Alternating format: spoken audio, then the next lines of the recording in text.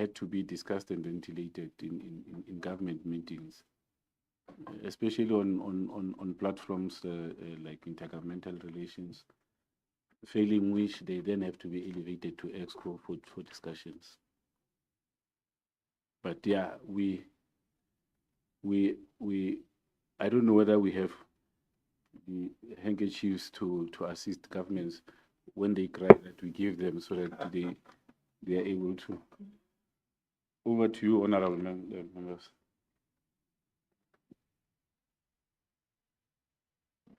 Thank you, Chair.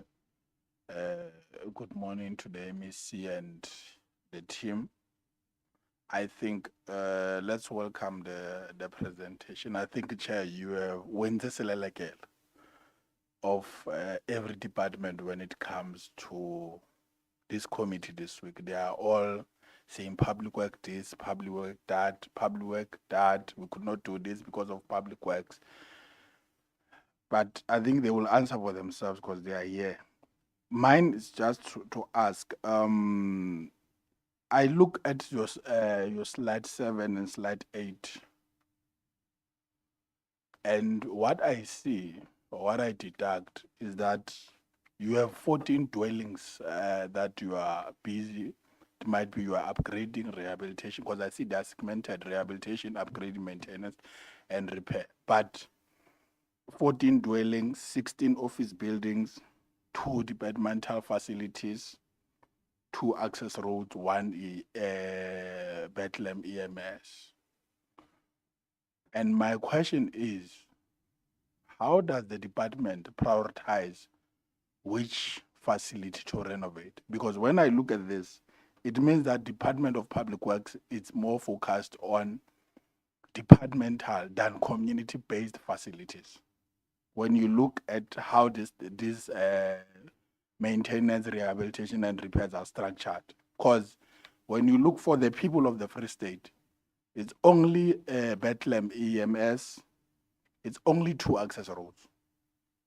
The rest of the project, they focus on departmental. And this not, and when you look at these buildings that are listed here, they are not buildings of revenue enhancements. And this goes back to the question that we have been asking: what really are the priorities? Given the budget that has been tabled, the inflation rate, what then becomes the priority? Which buildings do you prioritize to assist the economy of the Free State to grow? But with this, how it's structured, definitely, if you are not focusing on the community-based facilities, if you are not focusing on revenue enhancement facilities, it means that we are not assisting, we are not focused on the people at all. And this is very problematic. You know, yesterday we said with the Department of Agriculture, they said they have closed down offices, district offices, because, and even themselves, they say public works. They say they've closed them down, the district offices, because they are no longer suitable for the employees. They are running away from the Department of Labor. But when you look what the Provincial Treasury says to us, it says to us that agriculture over the years has shown consistent growth. So if now you shut down district offices of agriculture because of their conditions, how are we going to assist this sector to continue to be the sector that is going to assist Free State with the current budget that we are sitting at? Because our budget, to be honest, does not look very well. That is the reality that we are faced with. I just wanted, if they can just take us, Chair, through how do they prioritize which building to repair, which building to rehabilitate, and so forth, versus the community-based facilities and the revenue enhancement facilities. You know that the cash cows, I think community safety, community road and safety collects around about 800 million. But if you were to go to their DLTCs, it's the conditions, they are not well. And and you look at the money that disappears there and all those things. I'm not sure if the department, is it the department that is responsible for the refurbishment or repairs of the DLTC, but those DLTCs, they collect 800 to 850 annually. Perhaps it's a discussion for the department to take forward that one. I'm just elevating it. But what is the impact that you are going to if you have did the analysis on your infrastructure allocation? Because we've seen that it has reduced from 114 to 108 and then 111, and the last year it goes back to 140. What is the impact, or where are you going to be affected with that reduction on your infrastructure allocation? And then here I just want the chairperson, this is the last one. The 15 million from Operation Clean Audit came to the Public Works. The 5 million of the King's Palace came to Public Works for municipal utilities. That's what they've told us, MEC. Yes, they've told us that it came to Public Works. So what we want to understand, they said they've surrendered to Public Works for the pressures of municipal utilities. So what we want to understand is what becomes the priority between the clean audit and the municipal services, because the biggest and what has the province has been painted a bad picture. It is the financial performance of the municipalities. So our question is that what is then the priorities between the services and the clean audit operation? What becomes the priority between the King's Palaces and the municipal services? Yes, Chair. That will be all from my side.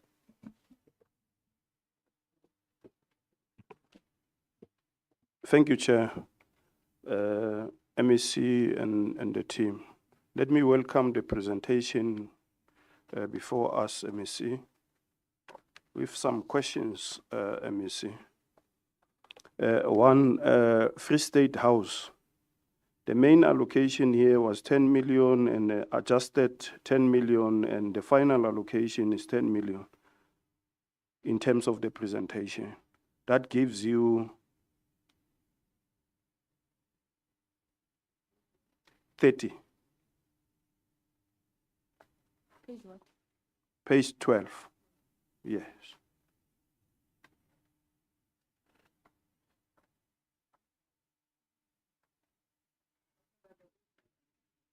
Are we together?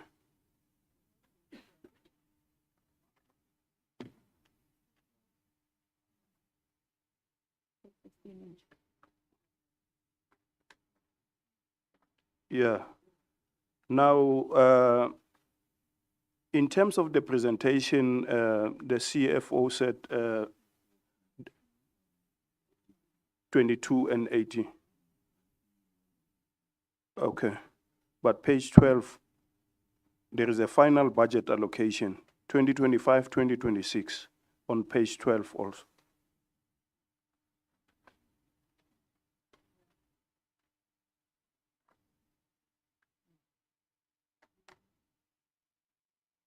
Am I right? It's a wrong, it's the previous years. It's not 2020, 2026, 2025. 25, 26. Yes.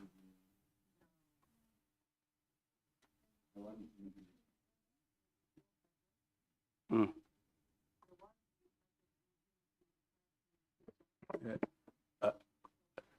Tabong o na le technology. How pressure? Apologies, Chair. Okay, No. I think you'll answer me when you answer questions. I wanted the clarity on that one. The second one is the rehabilitation of Fourth Rasa. If you were under oath, I could say you must repeat what you have said. But now, unfortunately, you are not under oath. I could say, no, repeat what you said, because we actually want that project to be run by the legislature. So Chair, I just wanted to know when is the project started and end? So thank you very much, Chair.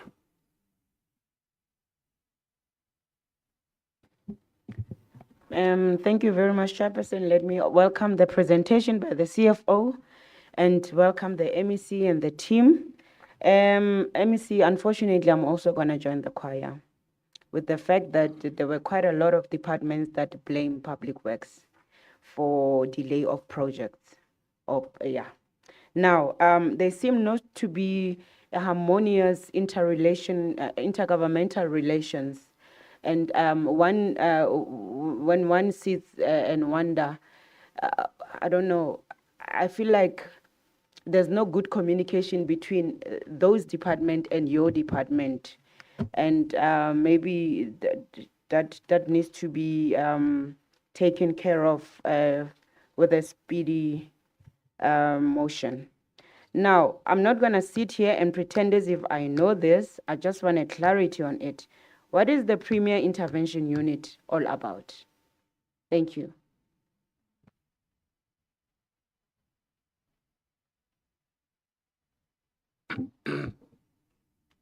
Chair, do you start here with us? I'm looking at you and you have two mics. I don't know. You are quite different. Yeah. Chair, let's welcome the presentation, MEC. Look, my premise is that EPWP is a very strategic intervention. You know, given the socio-economic profile, especially of the Free State, where MEC in one of the platforms, you did say that half of the population live on grants of the Free State. But there's no appreciation. You go all over the show. This value that EPWP does is, I don't think there's a general appreciation throughout, including this table facing you. I know that over a period of time, issues have been raised about EPWP, whatever.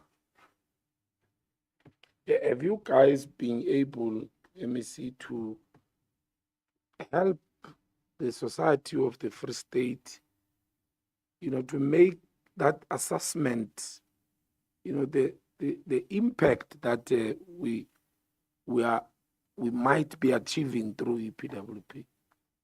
For instance, one of the, you know, the objective is that no, it's not a permanent job. It's, you know, reskilling people and all of that. Do we have an assessment post the project? My worry is that Thabo Meko goes into this EPWP project. When it finishes, he gets into another one. And I think it gives an impression that we're self-defeating the purpose. That I should have been enlisted, got a skill, go somewhere to market myself, as opposed to being, you know, in repetitive EPWP projects throughout. And I think that's where the genesis of our problems arises, that people think that, hey, we're just ticking boxes more with no intentions of the impact in the communities where this thing has been it's unfolding. I am very excited. Page 13, bullet point number 2, and the CFO says this is your core, and it takes, you know, a high percentage of your budget. It's not a case with many departments, and I'm very excited about that. But as well, it doesn't look like there's going to be many of the new project MEC this year.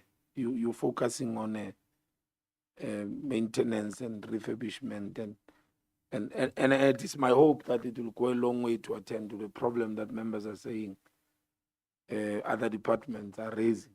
about public works. But in the light of that, or there's not going to be new projects, and our philosophy that it is through infrastructure. State South Africa says after finance, after government services, infrastructure must be able to help this ailing economy of the Free State, which has steadily has not been growing.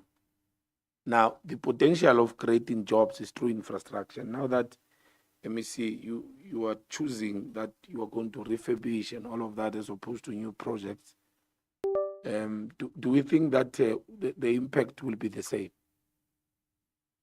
When you create 20 jobs for a new school, but when you refurbish, will it still be 20, or it will be less, or it will be more? What is the thinking around that thing, so that the momentum that the province has been doing around the impact that we derive from infrastructure is, without intention, not being compromised? MSC.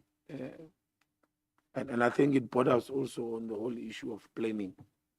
Unless if public works says, no, there are other departments that may do the same in terms of infrastructure. And my last question, on that budget, 2 billion, does it include other projects from your sister departments? Or if it's not, then I'm fine, because I was going to be worried. So if it's solemnly your budget and you're going to spend it in the manner that you're making a determination, when they bring a project to you, it is followed with capital money, then I'm okay. Thanks, Chair.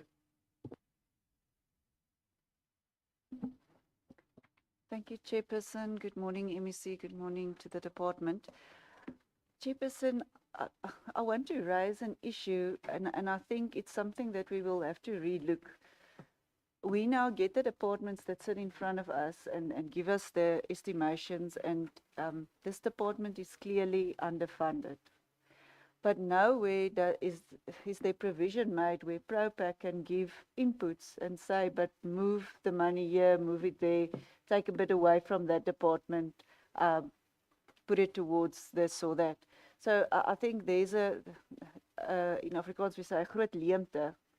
And we need to relook the process, because yes, a lot of departments are blaming public works, but they are severely underfunded. If you have to look at everything they have to tend to, it's a massive department with a massive responsibility.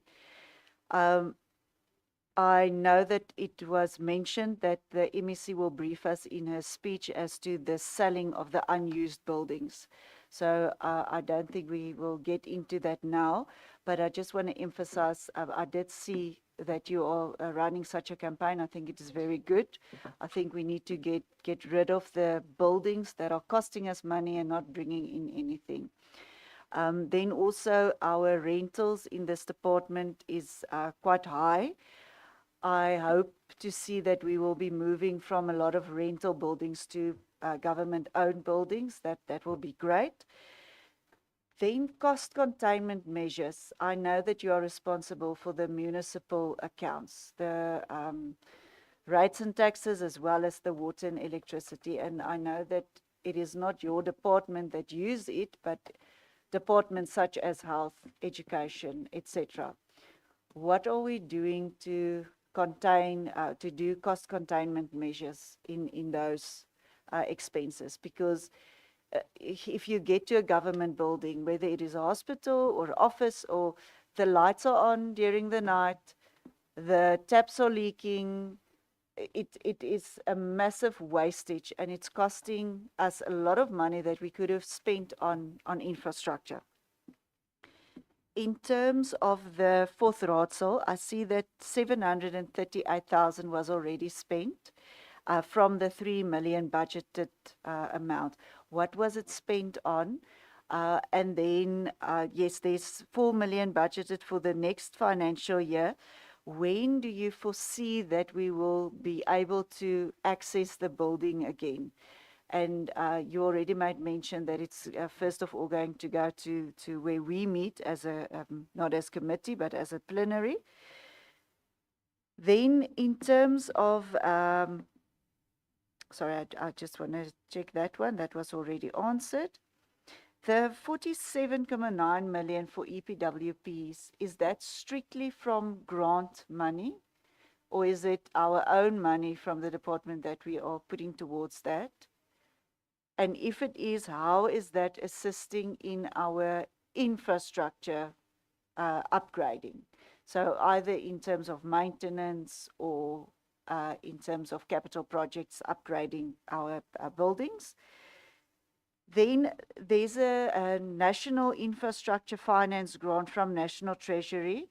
I know the MEC signed an MOU with the minister a few weeks back, and that was specifically for roads, to see how we can incorporate infrastructure and upgrading of roads. They also gave us a presentation. I don't see anything of that within this budget. Is that a project that will be run separately? And have we started applying for that grant, that infrastructure grant from National? I know that we have to motivate, etc. And can we maybe look into not just doing it for roads, but also for other buildings, so that we have more money to address our municipal services backlog of 110 million shortfall? And then just my last one is, what is the relationship between the different departments? I know some of the other members did speak to that as well, but the specifics. So say, for example, education is building a new school. That money, does that reflect on their budget, not on the budget of Public Works? And then what is the responsibility of Public Works? Do they then pay over that money to Public Works, or they have to pay the contractors themselves? So what are the challenges that you are being faced with in order to successfully finalize such a project, to get it from start to end so that you can hand over? If you could maybe just give your side of the story, because I know that a lot of departments are blaming you. What are the challenges? Thank you. Thank you very much, Chairperson, and thank you to the MEC and her team for the presentation. Chairperson, in terms of the national norms by National Treasury, I know there is national norms set for municipalities in terms of what they should be spending on maintenance on their infrastructure. I think it is 8% that National Treasury says you must reinvest in your entire asset register. So if you've got 100 billion rands worth of assets, you've got to go and spend 8% per year on maintenance. Can we get an indication in terms of the actual assets, the worth of assets that this department has under its books, it has to maintain?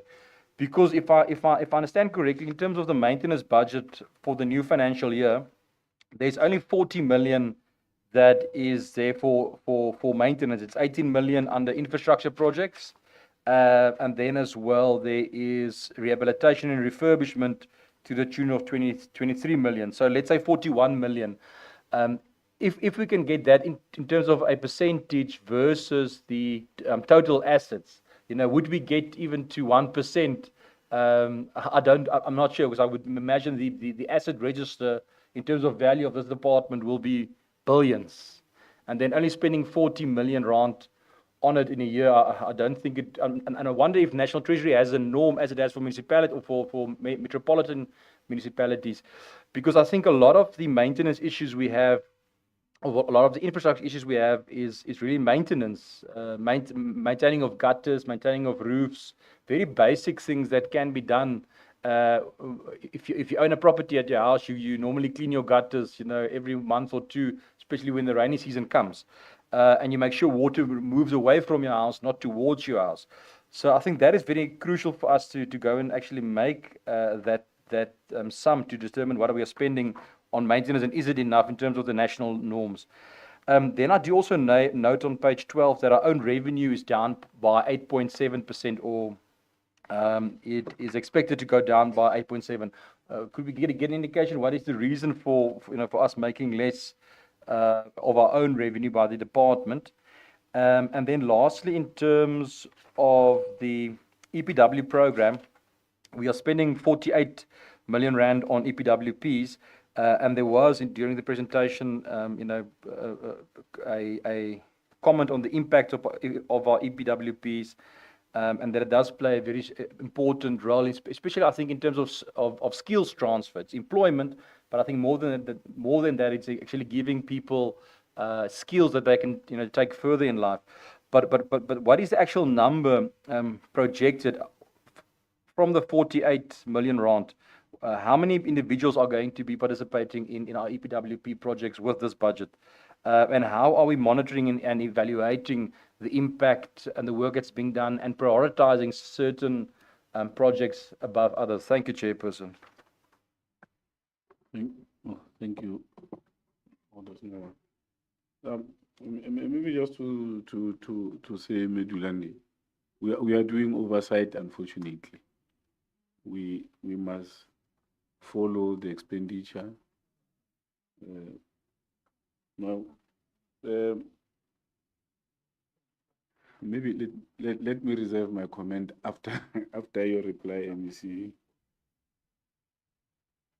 Thank you very much, Chair, and let me welcome the comments and the questions that have been posed to the department. And myself, the HOD and CFO and all colleagues will be able to respond to a number of issues that have been posed to us. Let me start with the one on project management.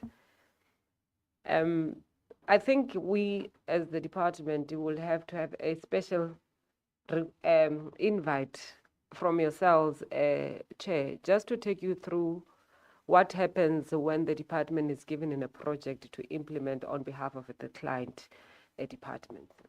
Because as you see, the budget does not include any project money from any other department. It only focuses on the departmental issues. Now, I want to make a classical example. If Department of Health wants us to build a clinic, they retain the money, we become the implementing agent on their behalf. But the money does not stay with us. There will therefore be those challenges in relation to payment, because payment will only be done by the client department. The process, we normally have sessions with them when there are challenges. But I will just take you through now. There's a school that we're building on behalf of the Department of Education in Paris.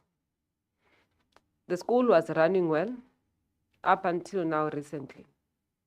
The Department of Education does not have money to pay the contractor. The school that was supposed to be at least be finished in the next 2 to 3 months, it might have to wait up until the end of the year or next financial year to be completed, precisely because Department of Education does not have money. Let me take you again. Yesterday, I'm from Kronstadt, where we're doing an oversight or site visit to Bitumelo Hospital. Bitumelo Hospital in 2024-2025 financial year, it is a project that was estimated at 130 million. Only 10 million was budgeted for that year.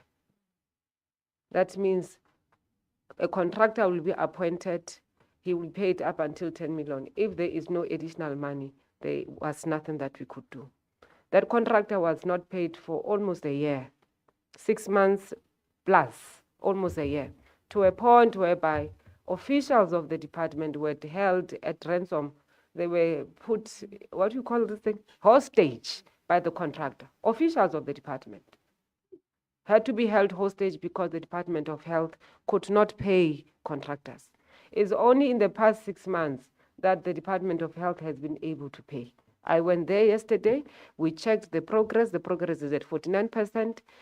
There are no outstanding payments. If we could have such arrangements, we will not have challenges. Projects will be finalized on time. But unfortunately, this is where we are. On issues of palaces, Chair, if you look at the budget here, there's no budget for palaces. It tells you the money is not with us. So Department of Culture must come and explain itself to say, if they're saying the money is seated, where is it? Even in for 2026-2027 financial year, the money is not here.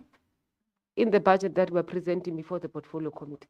But colleagues will take you through in terms of what is actually happening in relations to that. Maintenance project.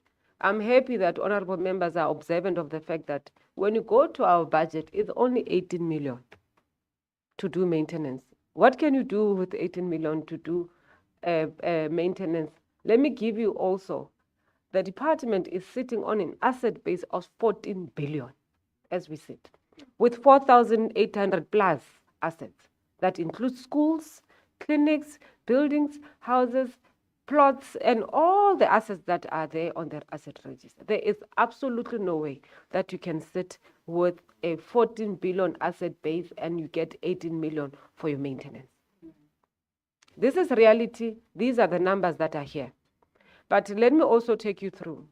The department is responsible for maintenance of all buildings where there is shared services. What is shared services? Our Tambo building is shared services. Fidel Castro is shared services. That means we take responsibility for that. But where departments are giving buildings, clinics, where they are solemnly responsible for that particular, that are giving a building to occupy solemnly alone, we are not responsible for their maintenance. We gave Department of Community Safety, Roads and Transport, they're coming behind us now, a building called Medfontaine. They were supposed to maintain it. They did not maintain it up until Labour came in and took them out.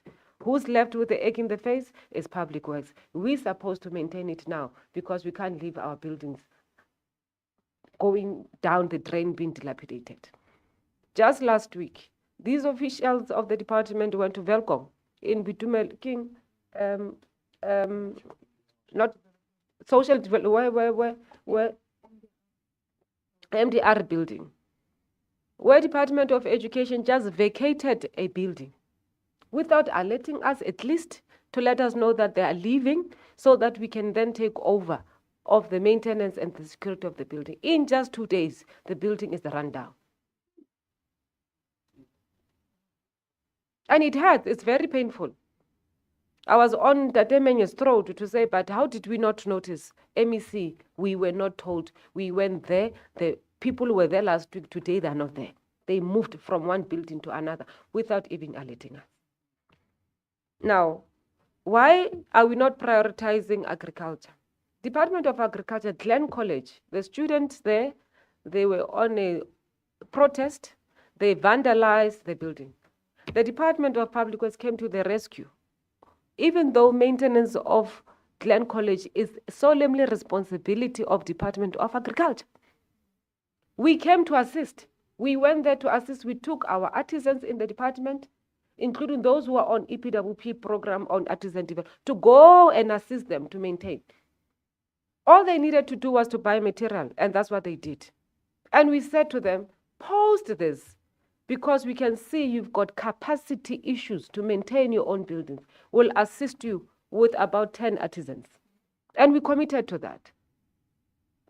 But that is our assistance to them, not that we are obliged, but because we have taken note of the fact that if we don't, we might have to sit with the same situation. Community safety. Of course, community safety is our revenue base as a province. We've been asking community safety, they're coming behind us. We said to them, can you allow us to assist you with your licensing stations? So that I think they said there are 8 in the province. Our 36 in the province said, can you allow us to assist you? In December, when Mangaun testing station was closed, these officials who are seated here, the CFO included, went there. She's not a maintenance person. She went there to go and assess what is actually happening. We gave them a structural report. We're not supposed to do that. It's not our problem. But we can't sit here and say government assets are not our problem. Because at the end of the day, when they get vandalized, when they are not functioning, it becomes a public works issue. But it's their responsibility. It is the issue of the palaces. Officials will speak to it because there is prevention. We may not respond to it. We don't know. Maybe the office of the premier will come and respond to it. EPWP.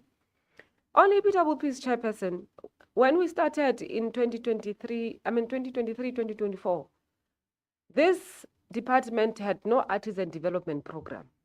We established it precisely because we saw the need. There was an intake of about 230 young people who are solemnly on EPWP artisan development. It's not a grant money. The grant money we get from national is 6 million. The additional money that you see there on that particular is because we want to deal with maintenance issues, maintenance backlog. That's why we brought this particular program. And it's doing well, because these young men and women are the ones who went to Glen College to fix Glen College. They are also appointed in different stations throughout the province to make sure that they assist us with the maintenance project. And I'm quite happy with the work that they are doing, Chair, because one of the projects that they did, it is a revenue enhancement program in Qwaqwa. It's a Bethlehem, where we are leasing our building to SAPS. SAPS is paying us about 3 million on monthly basis because of the work that we're doing there, because they're renting our building.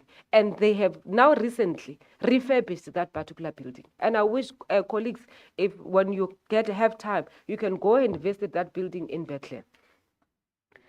Program 2, of course, is our biggest budget, but it speaks to leases, water and electricity, which is utilities, as well as rental. You are correct, honorable members. We want to reduce this 4,800 plus asset base because some of the assets are not useful to government. So as soon as we reduce that particular process, we have identified 28 buildings. Executive Council instructed us to go and do valuation on these buildings. We have done so.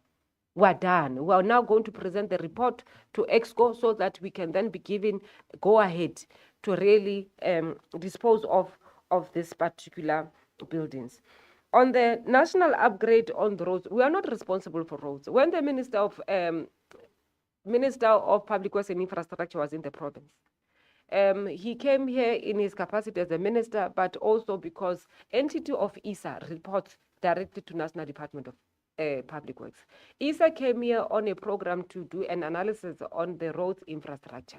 Now, we did not sign an MOU, but I've requested the minister through ISA that ISA comes to Executive Council to take us through in terms of what is actually they are doing, because at this point in time, they are doing data analysis in terms of cost to value in as far as road infrastructure is concerned, and the value in as far as agricultural imports and exports is concerned. But as soon as that process is done, we will then come and brief the executive, PROPEC if necessary. But the last issue before I hand over to colleagues to speak to is around issues of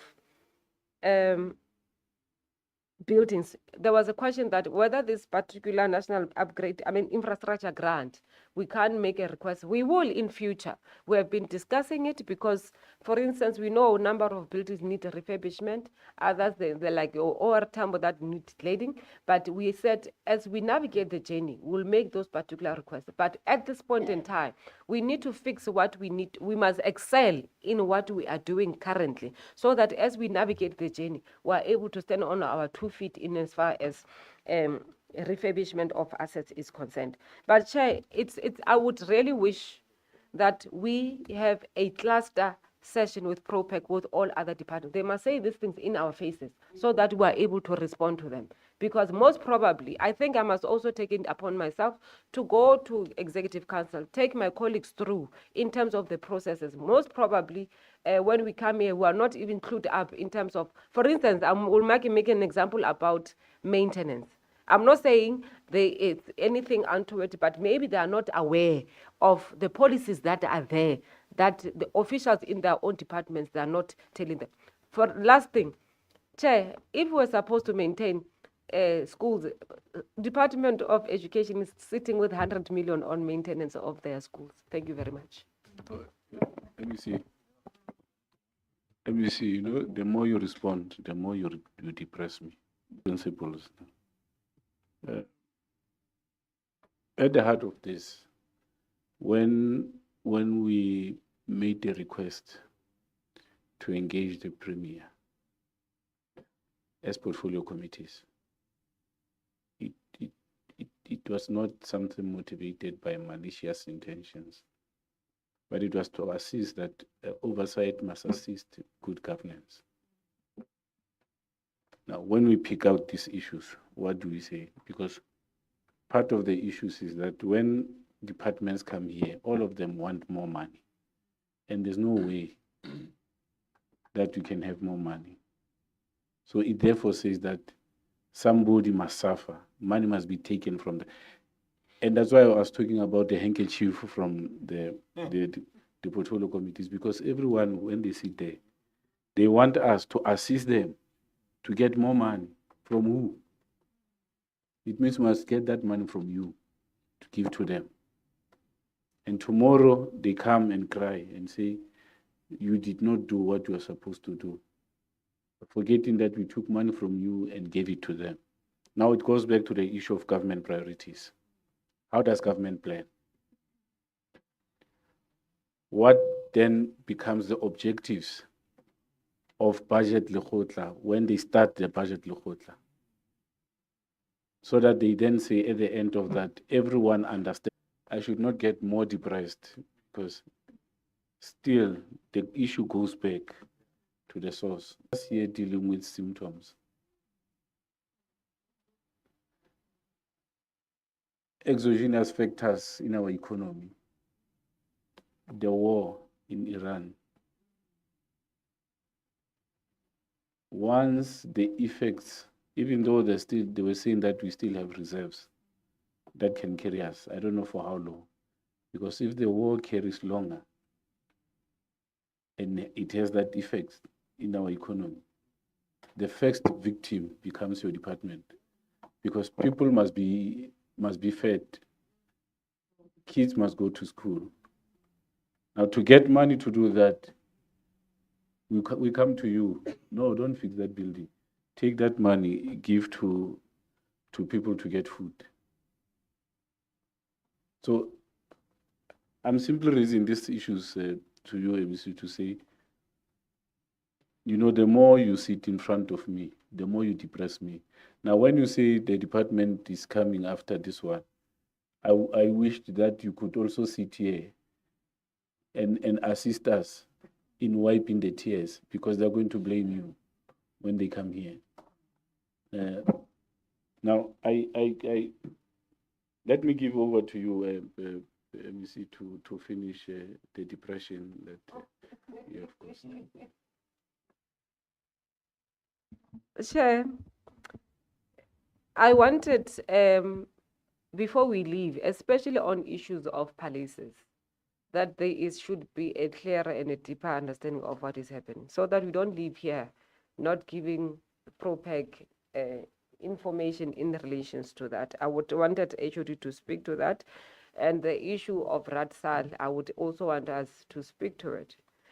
But also I think CFO had spoken to it at length. Maramudula Stulo, as much as I don't want to depress you, I wanted to raise one issue before I leave here about agriculture again.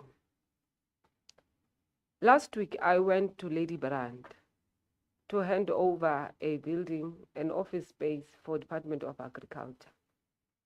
There's next to where the building is, there is what we call Old Lady Brand Hospital. This is where government departments were hosted. They were taken out by health because they wanted to fix the hospital. Officials ended up having to work at home because they did not have space to work. We took a building just next to the hospital and refurbished it. It's done. Agriculture now has an office that is newly refurbished, which is state-owned, by the way. And they will be there. But go and look for the hospital and see what has happened to the hospital. But I'll stop there. That depression. No, it's just that when colleagues come and blame us on certain things, we will take responsibility where we are wrong, where we have made mistakes. We will take responsibility, but we must equally not be blamed for other people's issues. That's all I'm requesting. But we're saying, even under these particular circumstances, Chair, we are going to do our best in 2026, 2027. One of the things that we're going to do, we're going to try by all means to reduce our water and electricity. In 2026, 2027, it will be our final year where we've got a deficit in as far as the rates and taxes is concerned. In the 2027, 28, we will not owe municipalities in as far as the rates and taxes are concerned. As we reduce this electricity and water utility, it will also, actually, Chair, I must tell you, Department of Public Works and Infrastructure, the only thing that stands between us and clean audit is historical debt of the municipalities. That's why we are going to push by all means to ensure that we try by all means to pay. We owe 1.3 billion. We are looking at other alternatives like your solar on hospitals, because Department of Health are the greatest culprits when it comes to those particular spaces. But we are saying over and above, we will appoint officials in the department to ensure that we continue with our maintenance project. And we are saying to you, EPWP has become a mover and a shaker in the department in real terms.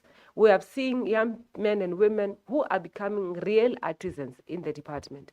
And we surely, as we do adverts, we will also be able to accommodate those ones so that the skills that they have acquired through our processes, they become real outputs in terms of skills revolution in our government departments. But we're saying, over and above all these challenges, Chair, we are optimistic that we would finish the projects that are still outstanding. The clinic that Department of Health is complaining about, I think Melinet promised me that on the 17th of April, we'll deliver, is it Tandanani? Yeah, Tandanani. We are going to close all the 5 projects that are outstanding. We are going to make sure that we are done in this coming financial year. So, Chair, by the next time when we come, we will not be crying. We'll just give you good news in terms of the processes that we are undertaking. We have planned better this financial year. We have planned better. There will be no movement of money from one project to another. We will be saying this has been done, this has been done. But what is Kiko is that this financial year, we will not have money to move from COE, compensation of employees, to assist municipalities, because people will be employed in those positions in which they have been acting. Thank you very much, Mdula Stulo. Have a wonderful afternoon. No, Still morning. That's what I'm saying. The more you talk, the more you depress me. I don't know where that name Tandanani comes from. We have been asking for a long time, and that's why I'm saying, listening to explanations depresses us more.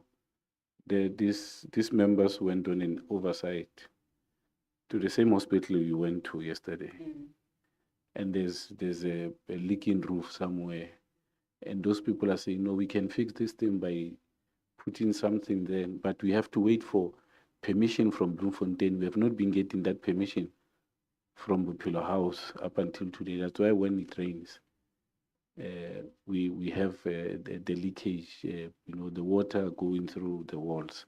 So that's why I'm saying, the more you explain, the more you depress us. I know the HOD and the Temenge understand phenomena. I look at this explanation of the Ratsar, and I immediately understand that also National Parliament is not being used like Ratsar, although the causes are different, but the phenomena may be the same. Now, is it a coincidence? But I know when Ntate Mtolo and Ntate Menya meet outside, they will discuss that phenomena and understand it better. MEC, HOD, please leave us before you depress us more.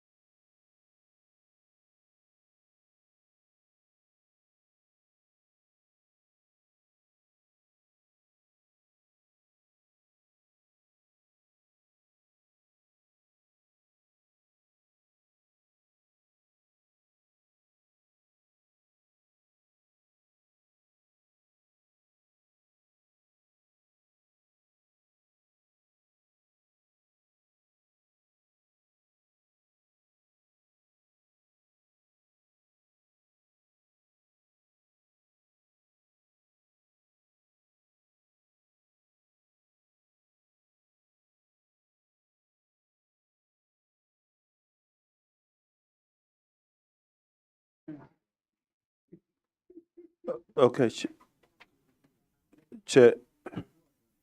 Chair. No. That's fine. You can get that free. And I just forget another thing. I just forgot.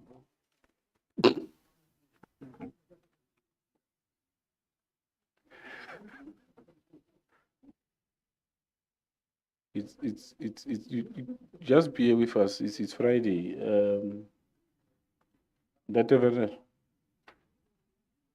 Walter, there are members of the legislature outside. Tell them to come in. Just work for the legislature for only 2 minutes.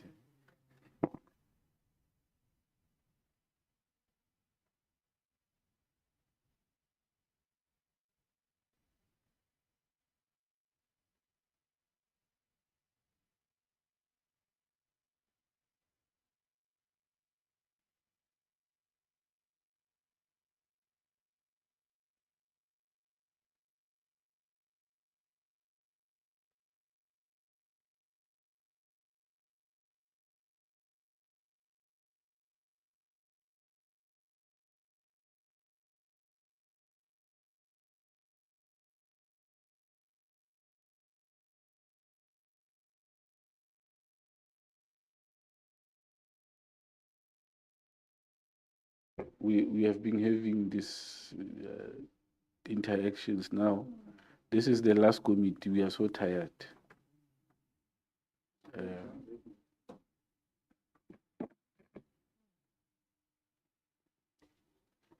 Let me.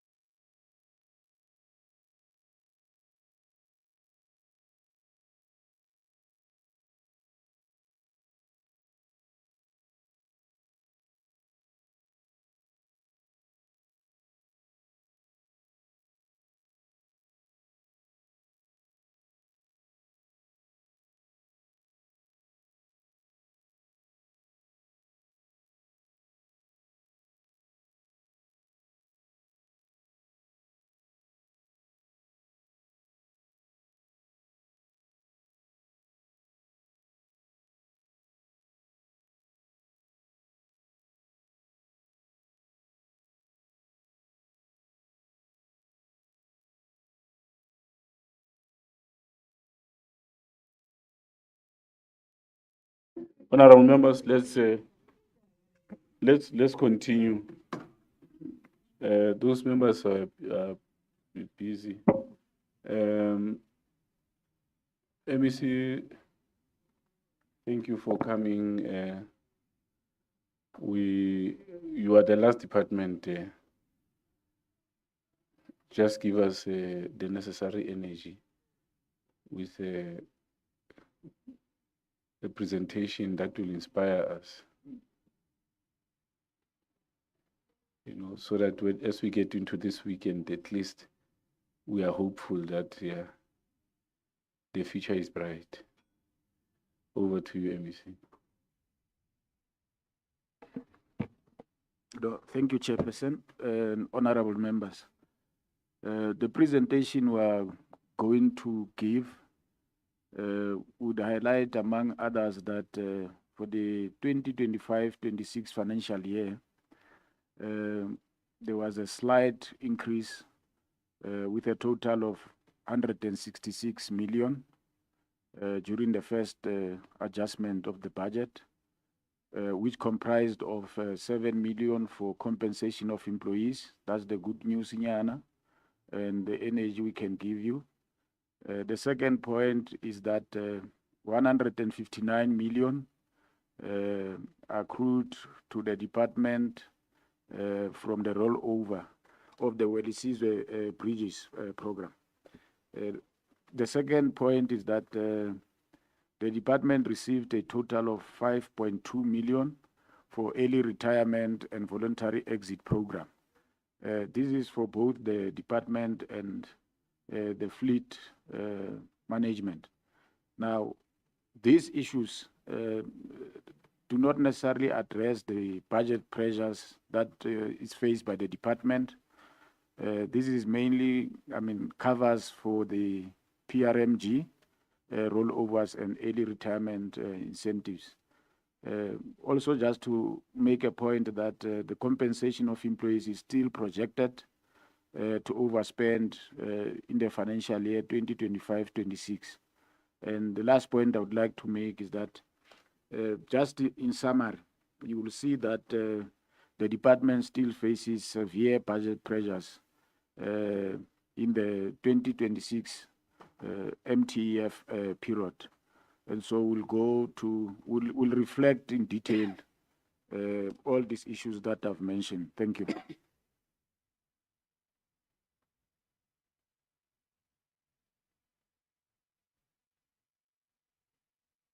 The CFO would make the Yes. presentation. Thank you, Chair. Starting with the adjustment and then going straight to the main budget.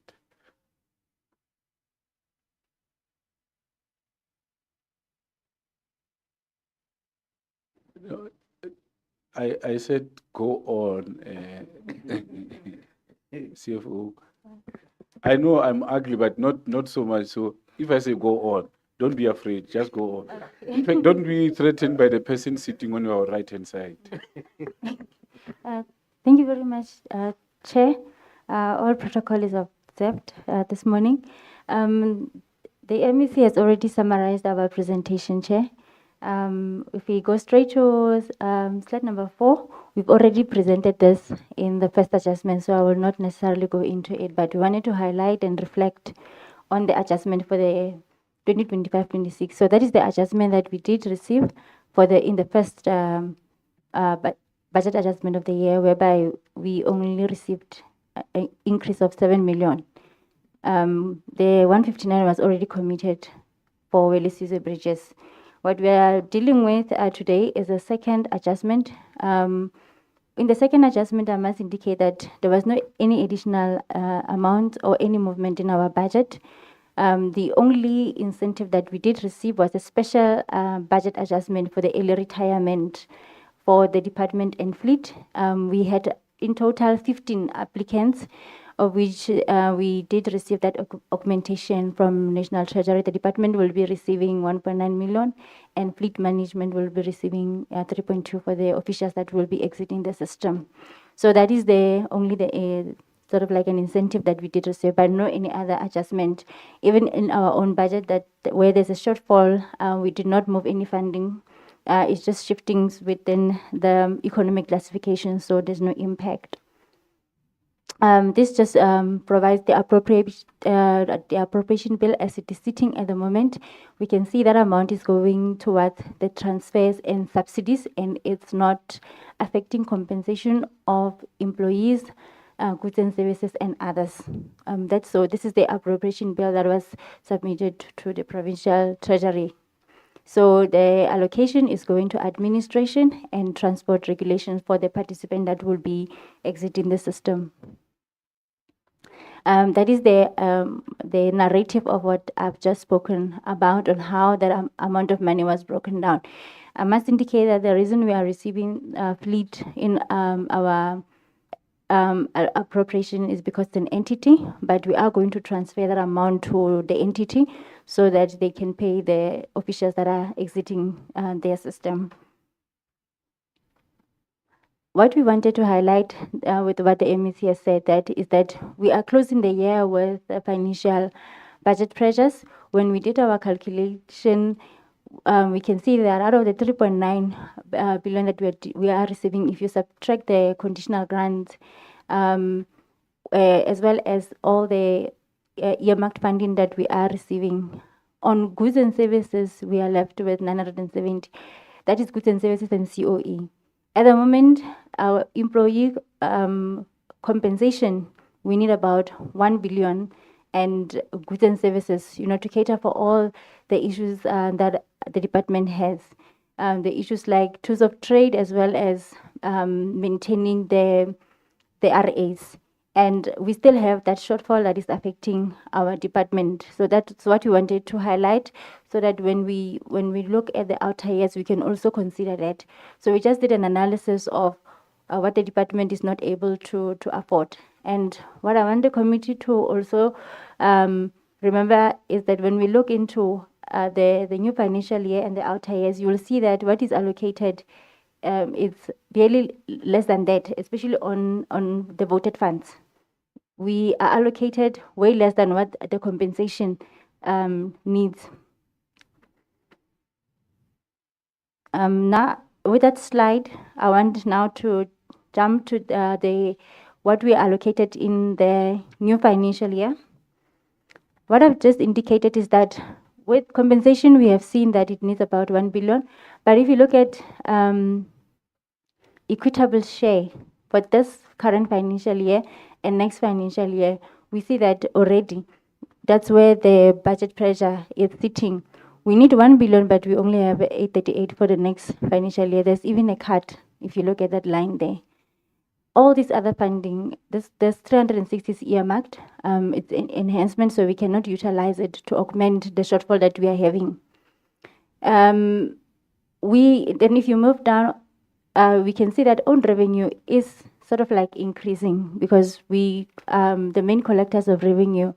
But now it simply means for us to cover the shortfall, we need to utilize this amount for goods and services towards COE. And it's still not yet adequate to cover the funding or the voted funds expenditure that we are projecting. And the total that we are getting within the province is 1.3. And if you take that 1.3, you subtract your earmarked funding, we are facing shortfall in the next financial year.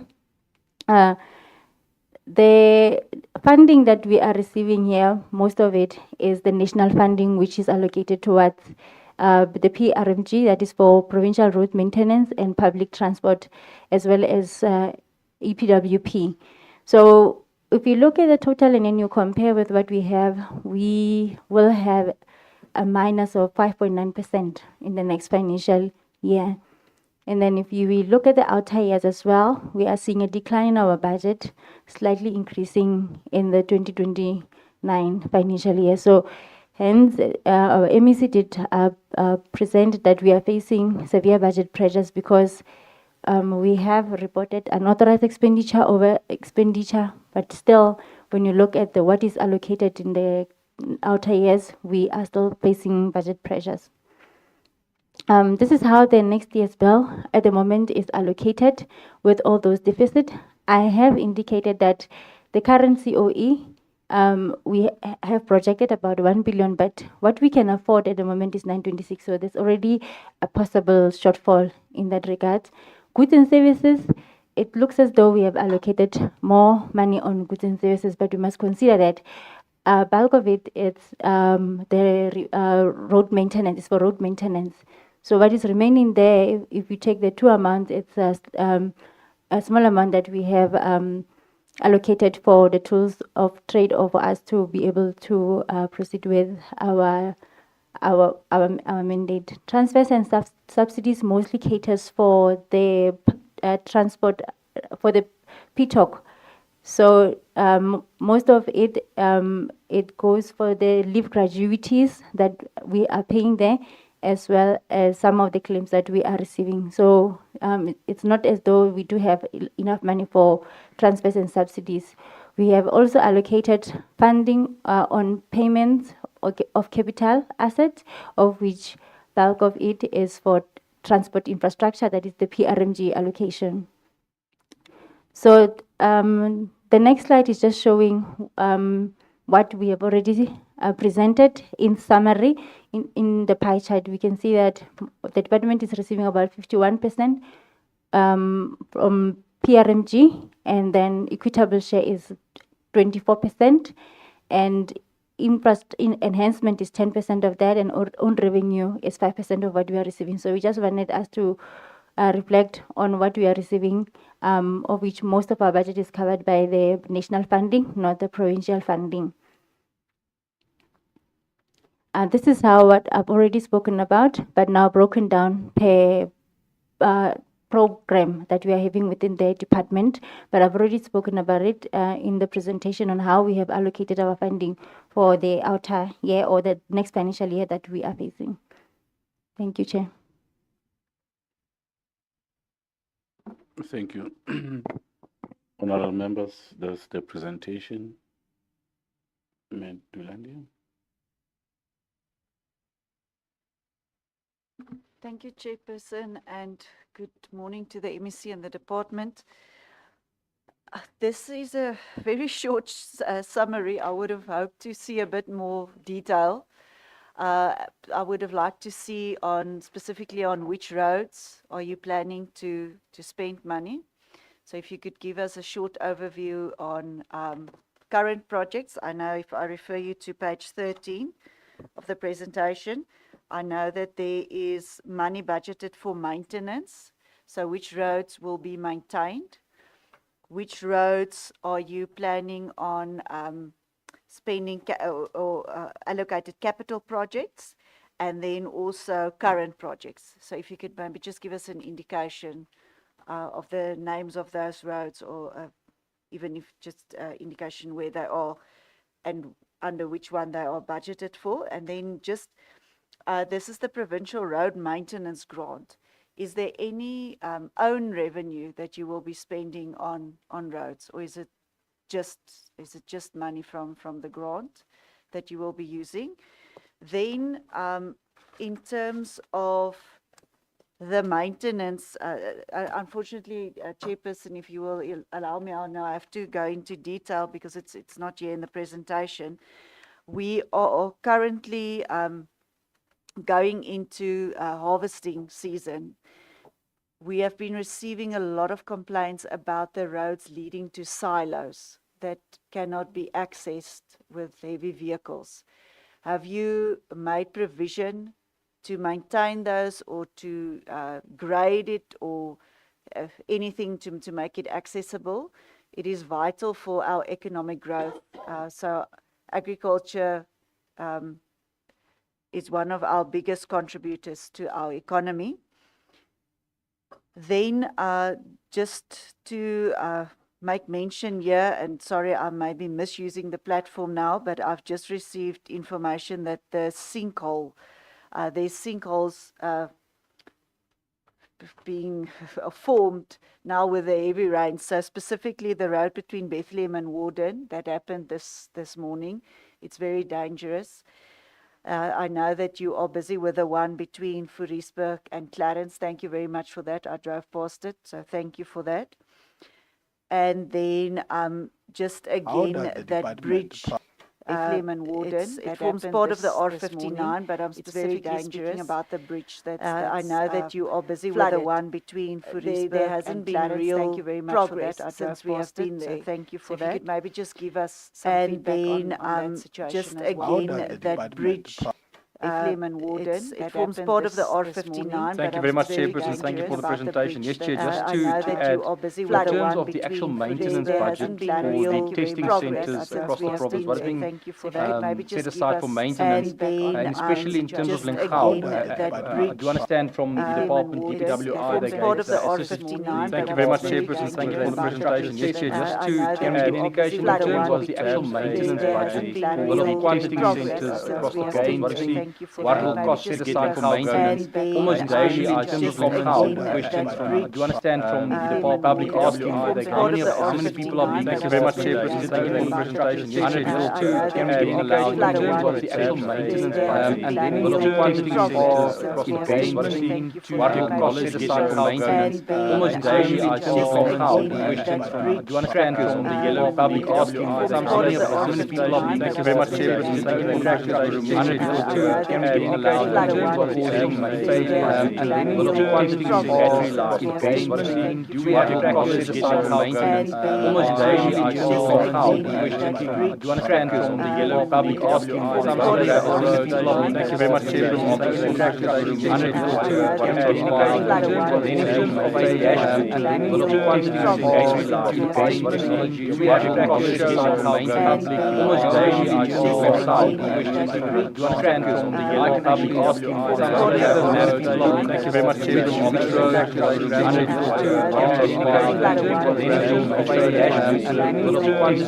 terms of investment, do we have a process about how public almost daily items of how we wish to do you understand from the yellow public asking for some gravel roads, thank you very much, Chairman, in terms of then in terms of a dashboard,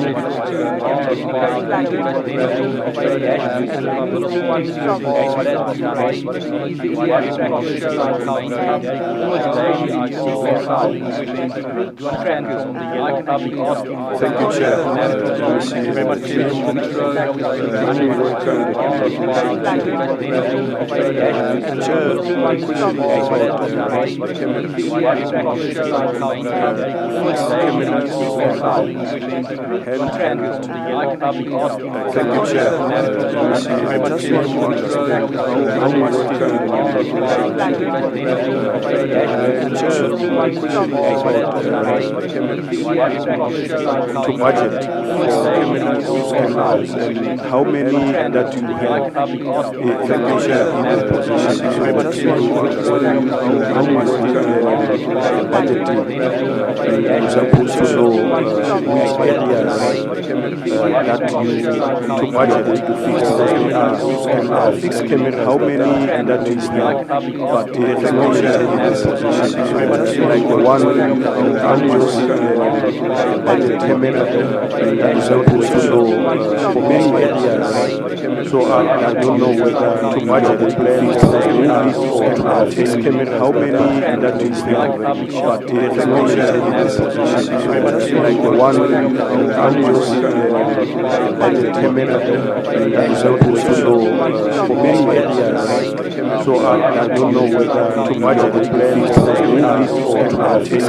many that you have? But like the one unused budget camera that is supposed to know for many areas. So I don't know whether to budget the plans or fixed camera. How many that you have? But like the one unused budget camera that is supposed to know for many areas. So I don't know whether to budget the plans or fixed camera. How many that you have? But like the one unused budget camera that is supposed to know for many areas. So I don't know whether to budget the plans or fixed camera. How many that you have? But like the one unused budget camera that is supposed to know for many areas. So I don't know whether to budget the plans or fixed camera. How many that you have? But like the one unused budget camera that is supposed to know for many areas. So I don't know whether to budget the plans or fixed camera. How many that you have? But like the one unused budget camera that is supposed to know for many areas. So I don't know whether to budget the plans or fixed camera. How many that you have? But like the one unused budget camera that is supposed to know for many areas. So I don't know whether to budget the plans or fixed camera. How many that you have? But like the one unused budget camera that is supposed to know for many areas. So I don't know whether too much of the plan is movies or estimate how many industries we have already, but the technology like the one unused budget payment resources also for many areas. So I don't know whether too much of the plan is movies or estimate how many industries we have already, but the technology like the one unused budget payment resources also for many areas. So I don't know whether too much of the plan is movies or estimate how many industries we have already, but the technology like the one unused budget payment resources also for many areas. So I don't know whether too much of the plan is movies or estimate how many industries we have already, but the technology like the one unused budget payment resources also for many areas. So I don't know whether too much of the plan is movies or estimate how many industries we have already, but the technology like the one unused budget payment resources also for many areas. So I don't know whether too much of the plan is movies or estimate how many industries we have already, but the technology like the one unused budget payment resources also for many areas. So I don't know whether too much of the plan is movies or estimate how many industries we have already, but the technology like the one unused budget payment resources also for many areas. So I don't know whether too much of the plan is movies or estimate how many industries we have already, but the technology like the one unused budget payment resources also for many areas. So I don't know whether too much of the plan is movies or estimate how many industries we have already, but the technology like the one unused budget payment resources also for many areas. So I don't know whether too much of the plan is movies or estimate how many industries we have already, but the technology like the one unused budget payment resources also for many areas. So I don't know whether too much of the plan is movies or estimate how many industries we have already, but the technology like the one unused budget payment resources also for many areas. So I don't know whether too much of the plan is movies or estimate how many industries we have already, but the technology like the one unused budget payment resources also for many areas. So I don't know whether too much of the plan is movies or estimate how many industries we have already, but the technology like the one unused budget payment resources also for many areas. So I don't know whether too much of the plan is movies or estimate how many industries we have already, but the technology like the one unused budget payment resources also for many areas. So I don't know whether too much of the plan is movies or estimate how many industries we have already, but the technology like the one unused budget payment resources also for many areas. So I don't know whether too much of the plan is movies or estimate how many industries we have already, but the technology like the one unused budget payment resources also for many areas. So I don't know whether too much of the plan is movies or estimate how many industries we have already, but the technology budget payment resources also for many areas. So I don't know whether too much of the plan is movies or estimate how many industries we have already, but the technology like the one unused So I don't know whether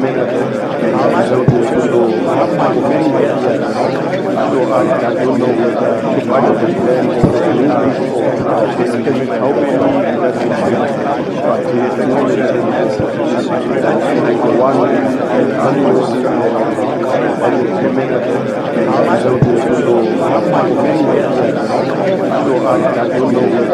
budget plan will be for systemic helping in that regard, but the small items like the one with unused budget limit so I don't know whether the budget plan will be for systemic helping in that regard, but the small items like the one with unused budget limit so I don't know whether the budget plan will be for systemic helping in that regard, but the small items like the one with unused budget limit so I don't know whether the budget plan will be for systemic helping in that regard, but the small items like the one with unused budget limit so I don't know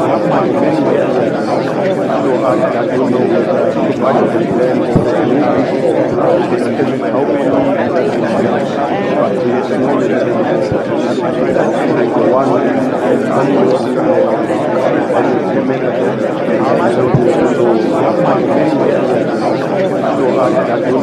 will be for systemic helping in that regard, but the small items like the one with unused budget limit so I don't know whether the budget plan will be for systemic helping in that regard, but the small items like the one with unused budget limit so I don't know whether the budget plan will be for systemic helping in that regard, but the small items like the one with unused budget limit so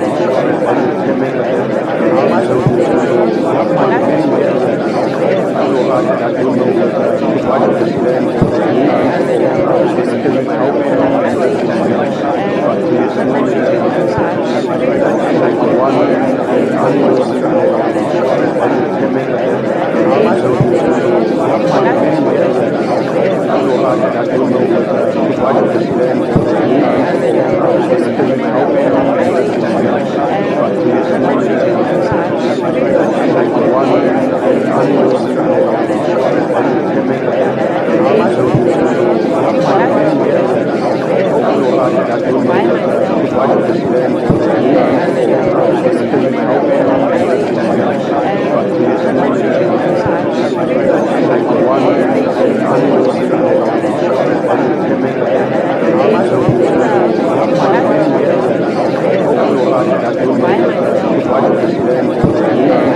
for systemic helping in that regard, but the small items like the one with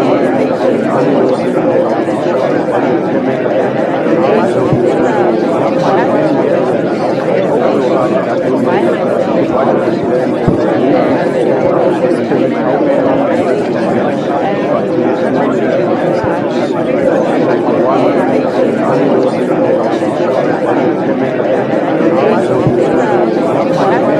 limit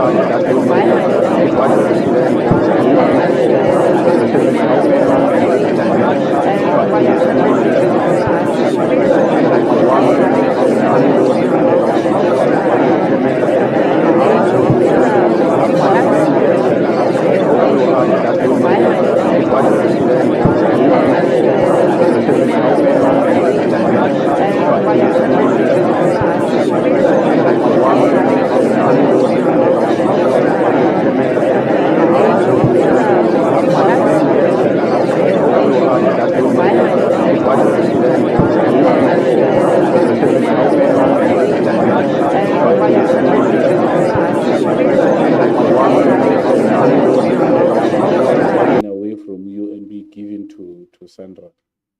Now, if that is the case, employees who were doing that work,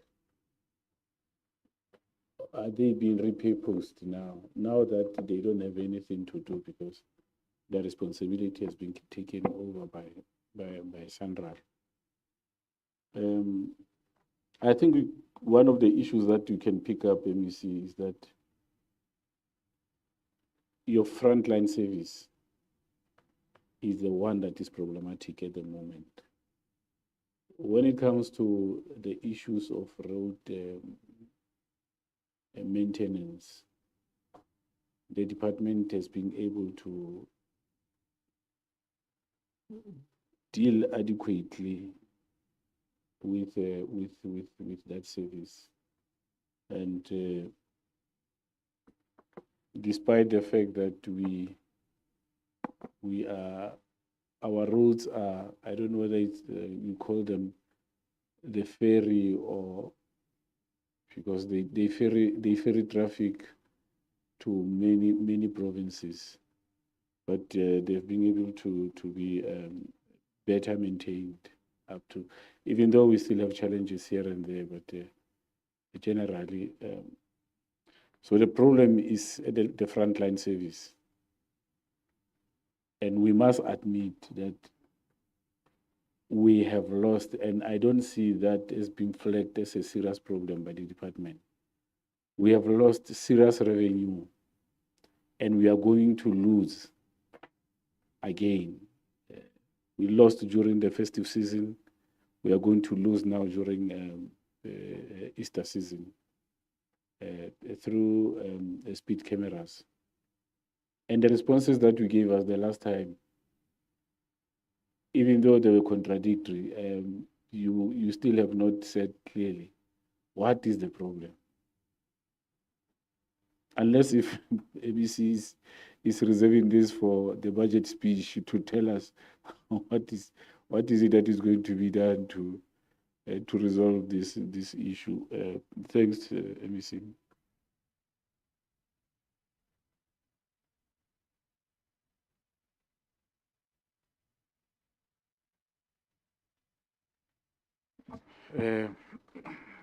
There's many questions here. I think on the first question, Honorable Member, what we can say, because the question was about the current and planned routes. We can reflect on the current, but on the 9th of April, we are presenting a budget vote speech in which we will again give insights of the roads that are planned for which period. So we'll talk to that. Mr. Ntaka can reflect on the current routes. There's another question, in fact, a concern relating to roads leading to silos, which are bad. I think we'll be assisted there if we can also get further details. But members will realize that there's been Public Works, National Public Works Department coming on board. We still need to concretize that. Because they came to the province and said they are going to launch a pilot project to specifically focus on gravel roads. So we don't know which ones are this, but we also have got our own road management system that assists us to plan the roads. We don't just really do them. So we'll have to compare notes there. So that we can see how is this going to be an add-on to what the province is already doing. Single, Bethlehem and Warden, I do not know about that, but thank you for alerting us. I think we can activate teams to look into that and provide updates thereafter. The issue of Lingau, I think the HOD and the team will deal with that. The issue of trackers on Yellow Fleet. And they propose new innovation for a dashboard that can tell us which roads are worked on and so on. The problem with some of these things is that they have financial implication. It's a good idea. I did a master's degree myself. Part of my subject was innovation. So I understand exactly what you are saying. But it's a good thing. The only challenge there would be that whatever system that is going to be used, we need to be clear that it is going to have a financial implication. The issue of cameras, I will leave that to HOD. Reduction on grants, we can deal with that as well. Health and wellness, the issue of RAs. I agree that these are one of the serious issues that are a problem. In some areas, we have intervened. I can mention to you that we have just finished revamping Coffee Fontaine. It's looking very good. We have also finished working on Sasolbeck. We are also busy for Joonskroon because they also service people coming from Northwest. There are also others we have planned to work on. I think Jacobsdal is one of them in Harib. Lingau is a problem. Last time we were here, I also did indicate that there's something very funny about how some of these closures are happening. In Winbeck, our offices were closed there. Security could not secure the place because nobody was allowed in. What were then the results is the rampant vandalism that has happened there. I think we'll also reflect on that. I was there myself several times in Lingau. I've physically seen some of the work done. Immediately thereafter, there was a rain, and again, there was a leakage happening, and then there were closures. Maybe what we need to look at is how we effectively communicate these things, like it has been proposed on other platforms. I think the team will also respond to EPWP, the CUT program. I think the last point made is frontline services, which is the RAs. So there are some we are working on. We'll continue to work on others. I can just leave it at that. HOD will take it further.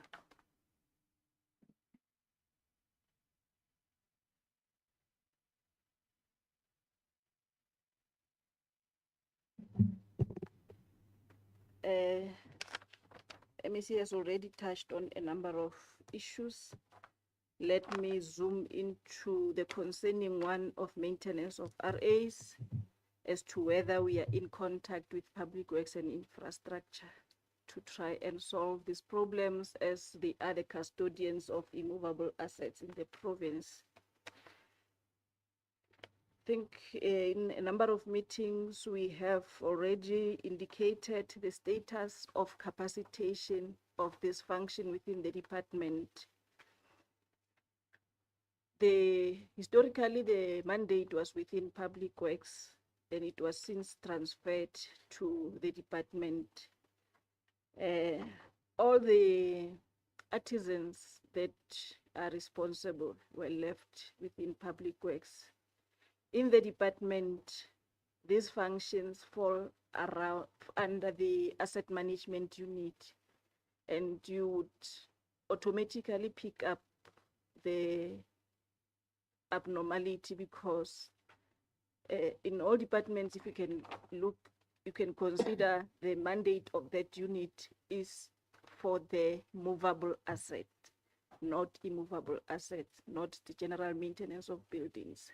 So it is an additional function to that unit. We are now under that. It is headed by an accountant who's primarily an expert in the movable asset, supported by about, how many? About 6 members of the team, but all of them are not technical. We had already presented this challenge around 2023 to Public Works and the Treasury. We had a joint meeting to look at how best we can try and salvage this, because even if the department can get enough budget to maintain these buildings, we will not be able to do that in the absence of technical teams that is responsible for.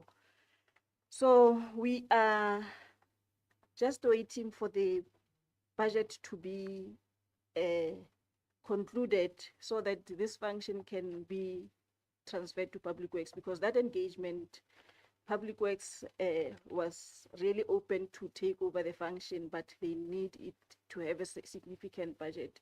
So our story that is on page 8, slide number 8, is what is causing a lot of problems that are part of the questions that have been raised, because we are not able to allocate a significant portion. The conditions assessment are done in collaboration with Public Works, which artisans from Public Works come and assess. They give us those costed bills of quantities, but the department is not able to execute. What we are currently focused on is we are reactive, because we're just focusing on issues that contribute towards closure by the Department of Labor, like making sure that the fire extinguishers are up to date. A number of few things that the Department of Labor will look into, that the toilets are working properly and so forth. So it is not helping, because a lot of others go unresolved and they cause more problems if they are not attended to. So it is correct that the committee is raising a concern. We are still talking to, even with the closure of Lingau in December, we were working in collaboration with Public Works, because they were able to unlock even the plumbing that was dysfunctional.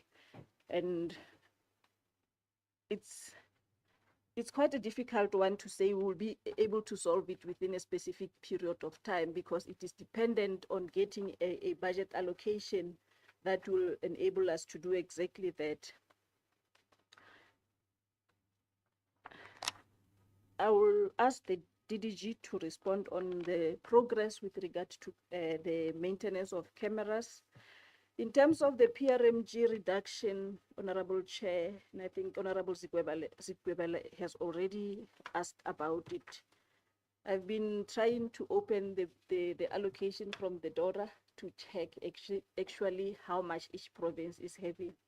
We cannot outright attribute it to the transfer of roads to Sanral, because ordinarily what happens is that National Treasury will allocate funds to national transport, and they calculate in terms of how much each province will receive. But we will be able to confirm the reasons of this after we have investigated thoroughly, because Treasury, if they have I think it's easier if we can try to analyze that in this meeting, if they can try to get from the DORA those allocations, so that, because we usually get the second highest slice in the PRMG, I think after KZN.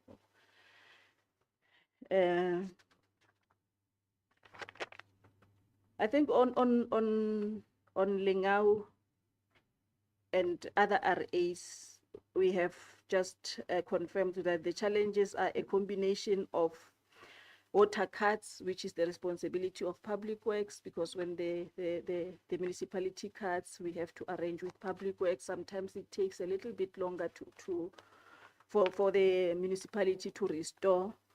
The maintenance is the challenge of the budget. Sometimes it's the closure of by the Department of Public Works and by the Department of Employment and Labor. The systems being offline in some RAs, that is attributable to the the RTMC, because the systems that we use are owned by the Road Traffic Management Corporation. But when the systems are closed, I think like the concern of lack of speedy communication, sometimes colleagues just put notices at the facility. And I think we need to increase on the communication with the members of the public to make sure that we don't allow users to travel and only to be returned when they get there.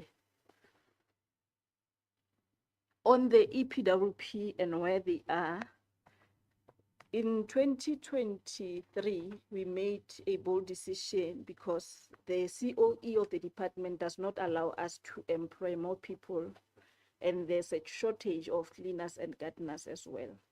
So we decided to ring fence that because it is called the integrated EPWP grant, which means it can be either used for the roads maintenance or for the general facilities maintenance. So we have just about 300 at the stations.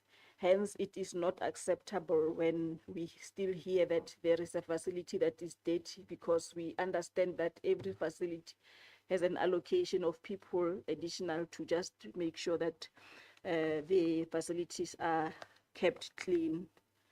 CFO will talk more on the accrual of the CUT project. We are anticipating to complete the outstanding months of this project by the next financial year, once we have serviced the accrual. We are not able to talk now on the COE. Can't remember what is the specific point of interest. The interest. Okay, you'll talk to it. I think on traffic managers' wellness initiatives, perhaps we need to be afforded an opportunity to present the overall wellness program of the department that targets the entire target the workplace. It is true that we need a targeted initiative for traffic officers for reasons that have been put forward. And I believe that in the previous appearance, we also did at length explain how serious this is how serious this is. We have the MOU with the Department of Public Works that was signed by myself and the former accounting officer. And perhaps there has been a communication breakdown in terms of that. At the ground, there is already work taking place, and I can confirm that there are cases where the social workers from Department of Social Development have been assisting our traffic officers, especially on tragic accidents that necessitate immediate intervention. Perhaps we need to really scale it up so that it can be impactful. We also considering the fact that social development has a lot of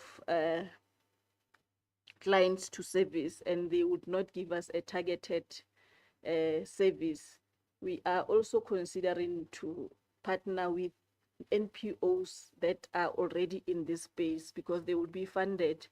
A number of them that we have engaged need us to at least put money, at least to contribute, because they would need to get operational budget to assist us. Once that has been finalized, I think we will be able to update the committee.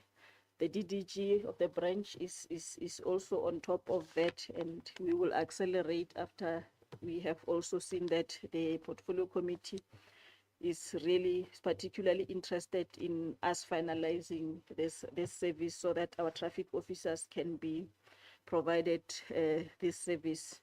Let me allow Ntatentaka to talk to the infrastructure issues. The CFO will add on the budget and cameras by this DDG. Thank you, Eshodi. Afternoon, honorable members. Under the ongoing project, as MEC already indicate, is gonna be details on the speech of the MEC. But the budget has been powderized on the ongoing project to be completed. Those are the projects such as Kronstadt, Steenstraat, Kopis, Sasselbeck, Solpen, Bridge R59, Duespread Excelsa, Opersman Sondag Excess, Clarence Forestbeck, that's slippery sinkholes, is also budgeted. Clocolan Marquardt is also budgeted. All those ongoing projects are prioritized. They are there on table B5, which will be also in the speech of the MEC, together with the new project, will be also covered on that speech. In terms of the CDP that are already on the ground, they are busy with the base patch and the pothole repair in our roads currently, the CDP. So the CDP is contractor development program. Thank you, Honorable MEC. Yes, I'm done with the current project that is covered on the business plan. Thank you, honorable members. Okay, I will respond to some of the few questions that were asked on how much have we allocated on property maintenance, just to give a breakdown of what is allocated under goods and services. So yes, despite the pressures that we are having, we did allocate a certain amount of money. Under property maintenance, we allocated 2.5 million. That's what we can afford with the budget that we are having on property maintenance. So that will be the minor maintenance. There was also a question on the procurement for the uniforms. What are we doing about it? It's one of the key priorities that we are embarking on in the new financial year. Because when we received a request, it was already later in the financial year, and we did not want to close with unauthorized expenditure and the issues of cash. So it's one of the main priorities in Q1 of 2026-27 that we are looking at. The question on calibration, we have allocated budget a total of 7 million for calibration and maintenance testing. It's 5 million, and 2 million will be going towards the testing and cameras. So there is budget for that.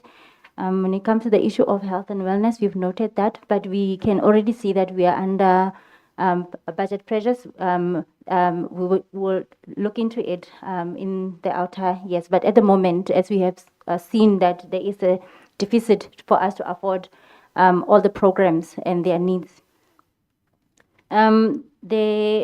When it comes to a CUT program, we have allocated 217 million. That is the remaining work and the accruals that we need to pay for the for this financial year. So in 2026-27, we will start first by paying them the accruals. We are sitting with about 141 million on accruals for CUT. The remaining balance will be for the new work that they need to complete the project. So there is budget set aside in the table B5 for CUT program. And there was also a question on transport regulation, COE. Yes, transport regulation is budgeted about 533 million that you can see on slide number 13. And then we can also see that there is goods and services allocated also under transport regulations.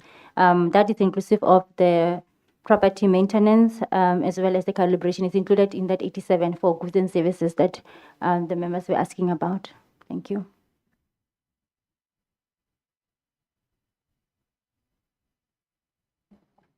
Thank you, Chairperson and honorable members. Let me talk to the issue of calibration.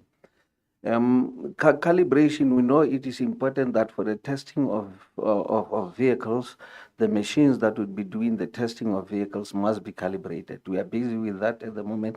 We had already calibrated some of the machines.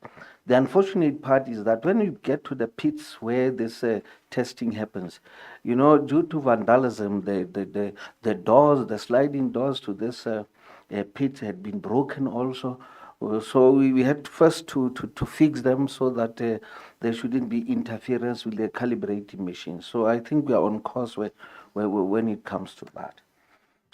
Regarding the uniform, yes, the CFO has already indicated that we have budgeted for new uniforms for our traffic officials. And let me come to this issue, which I call an elephant in the room of the speed cameras.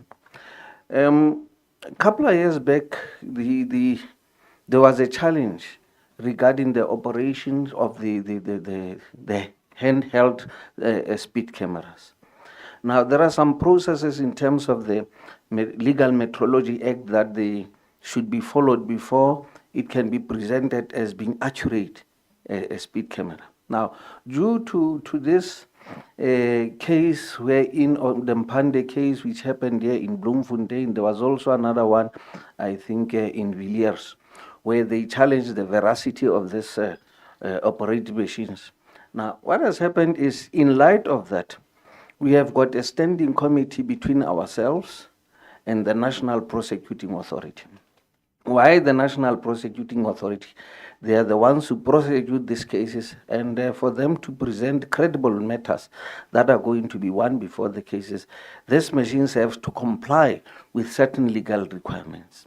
What is left at the moment? Now, maybe I'll have to explain the process from the outset. Before any speed measuring equipment can be used, it should have what we call a type approval. It should be approved by the National Research Council of South Africa, and also it should meet certain requirements of the South African Bureau of Standards. Now, once they have met that criteria, they would then be issued with what is called a type approval certificate. From the type approval certificate, then we move on to what is called verification in terms of the Legal Metrology Act.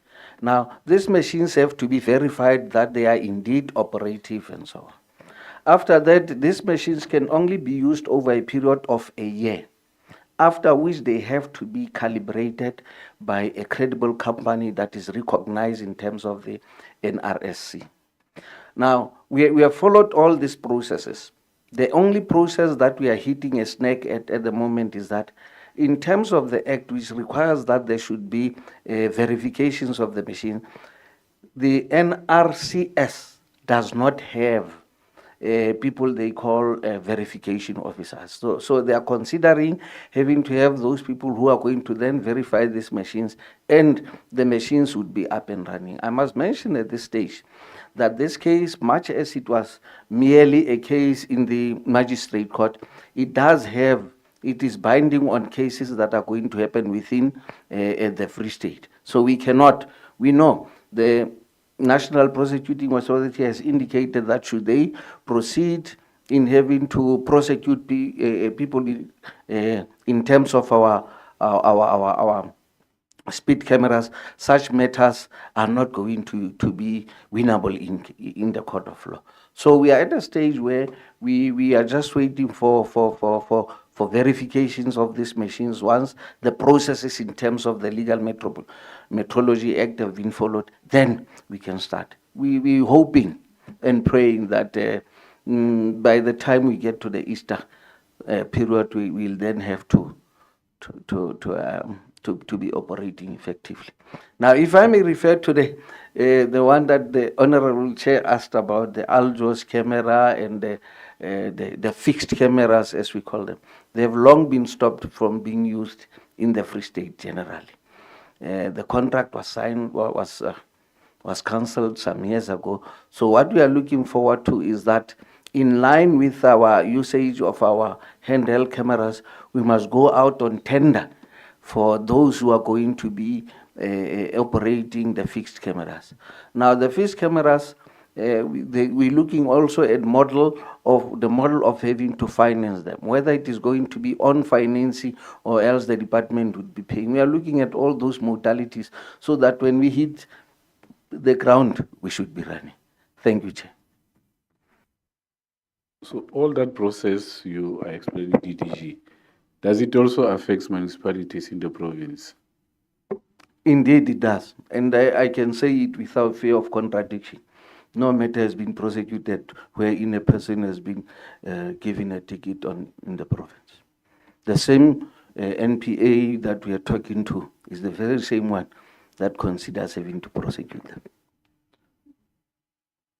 Let me see. It's more than a year that we have been getting explanations. And there's another reason that was given previously, which has not been mentioned now. I won't say it. Now, where I'm seated, should I take the response as credible enough to me? Because I'm expecting that next time the explanation will have another dimension. That's why I'm saying, let me see, let the cameras be there. Maybe what we need to get also from you is quantification of what could be a projected loss during the festive season of revenue that you could have received out of the fines that you would have issued out during festive season. And what if Easter you still do not have cameras? How much do you expect that we are going to lose? Because as part of the budget estimation, you also include estimated revenue, and that estimated revenue includes the revenue that you get out of these speed cameras, unless if the figures you have currently do not include that. Medulandi? Thank you, Chairperson. Just follow up the CUT project. What was the total amount budgeted for? So I know you've given an indication of the accruals and what the next one will be, but what was it, the whole project? What did it cost us? Then quickly off my mind, the silos I will present, I will give through as I receive them. But specifically in Viljoenskroon, with the construction that's going on there, the silos are no longer accessible. So it will have to be opened, so if we can please look into that. Then in terms of the ongoing projects, Senekal to Vicksburg, is that also still on the books? Okay, and then also I know last year an amount was budgeted for the Hobhouse Lady Brand Road, the planning part. So will that be ongoing? Will it be addressed? Will work start in the new financial year? Okay, thank you very much.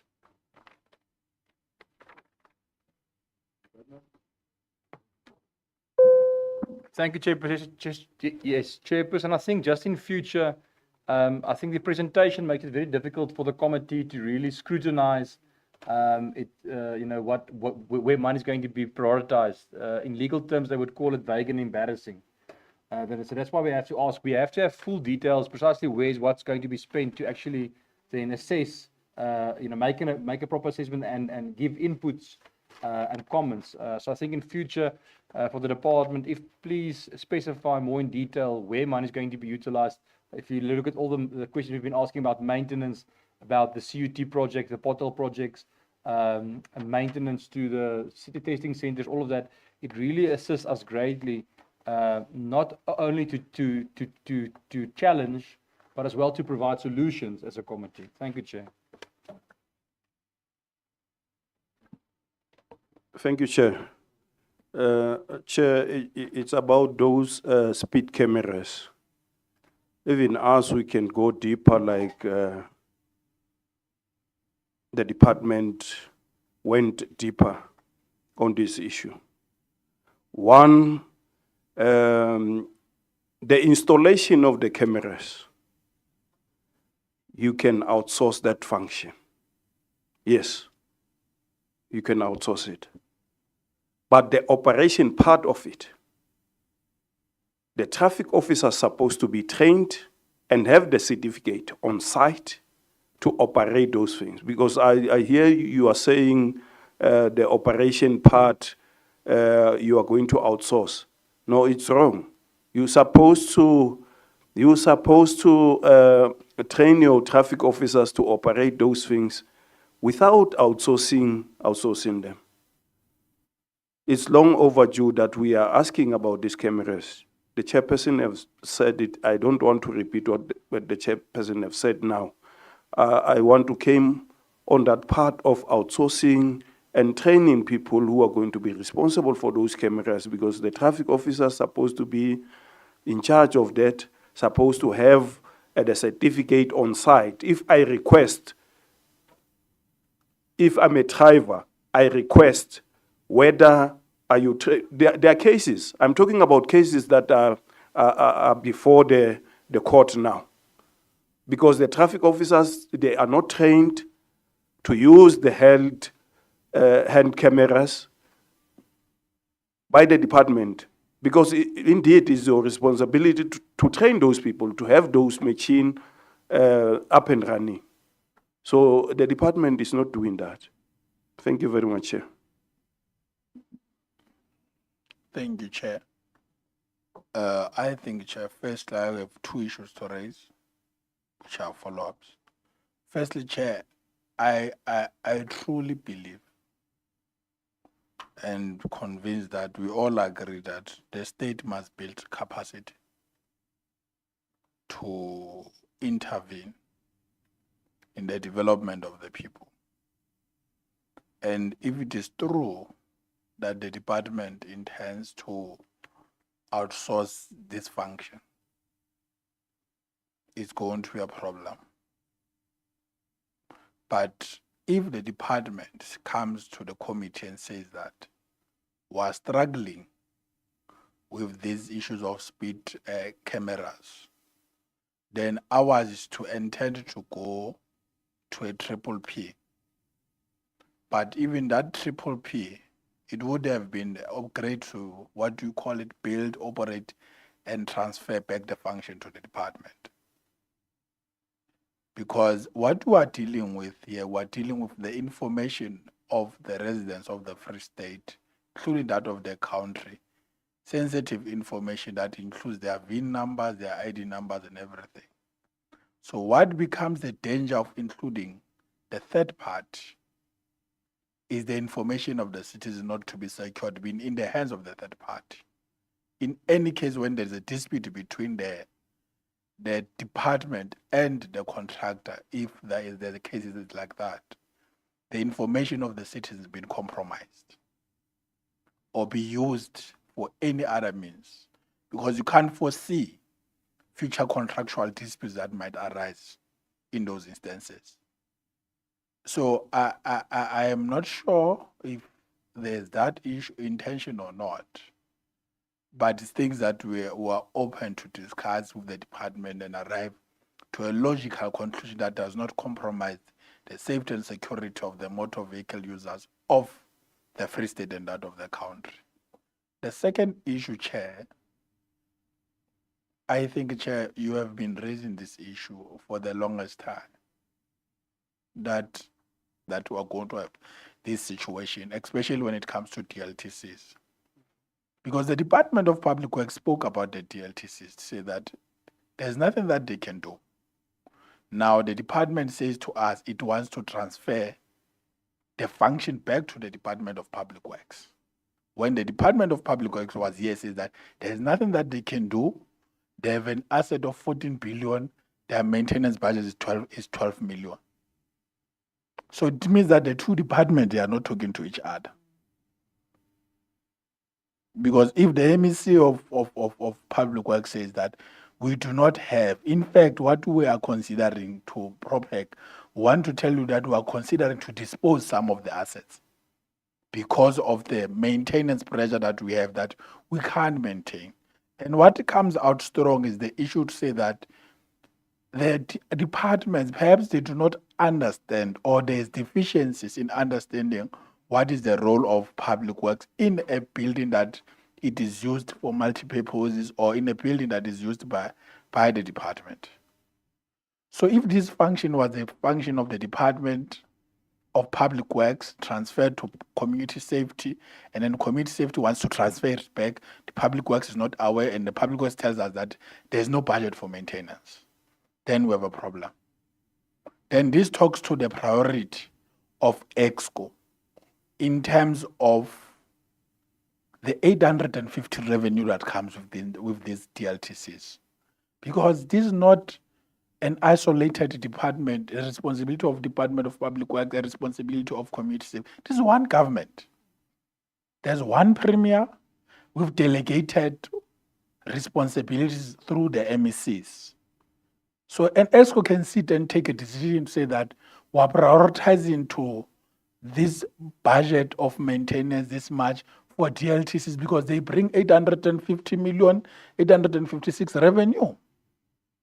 That's what it all says. It requires all. It does not have to say that, no, we can't maintain now. We must shift back the function to the Department of Public Works. It seems like now we're going to play, even Public Works says that, no, we don't want it. Then what is going to happen with the DLTCs? Because they've told us that they don't have budget. They are disposing some of the assets. And we raised this thing with them on the basis that there's 856 million that is, and we even told them that they can't tell us that it is not their responsibility. So perhaps, Chair, there needs to be a decision about the DLTC, honestly, because they cannot go with that status. And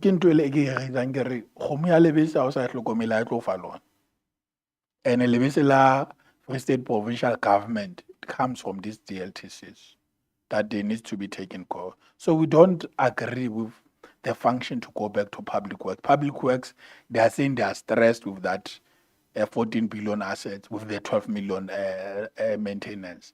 They can't even cope to an extent that they want to dispose.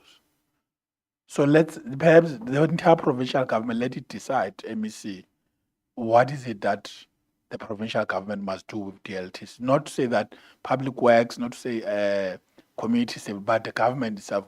Gore na kgomo ya lebese re ntlafatsa jwang re tlhokomela jwang e kgone go tswella re fe lebese o feta mo ntse re fa ka teng. Thank you, Chair.